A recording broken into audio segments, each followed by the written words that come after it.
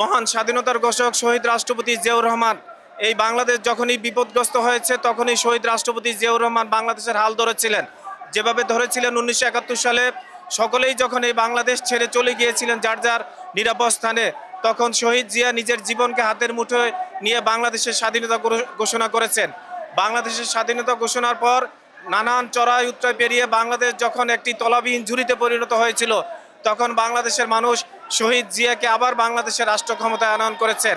বাংলাদেশের রাষ্ট্র ক্ষমতা আসার পর তিনি তার ঐতিহাসিক 19 দফা কর্মসূচির মাধ্যমে এই বাংলাদেশের উন্নয়নের ধারা সূচনা করেছিলেন।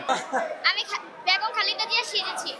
আজকে বিএনপি 47তম প্রতিষ্ঠা বার্ষিকী, তাই আমি এখানে জিয়াউর রহমানকে শ্রদ্ধা জানাতে এবং খালেদা জিয়ার সুস্থতা কামনা করতে আসছি।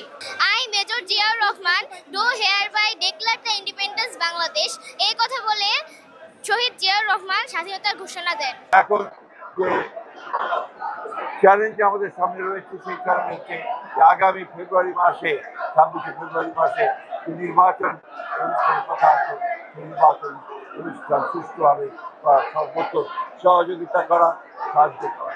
যে সংস্কার প্রস্তাবগুলো নিয়ে এসেছিল, সংস্কার যে কমিশনগুলো সর্বাত্মক সহযোগিতা করেছে এবং বিএনপির 31 দফা কর্মসূচি প্রবর্তন বাংলাদেশের রাজনীতিতে সম্পূর্ণ আমূল একটি পরিবর্তন বা আনার ব্যবস্থা করেছে।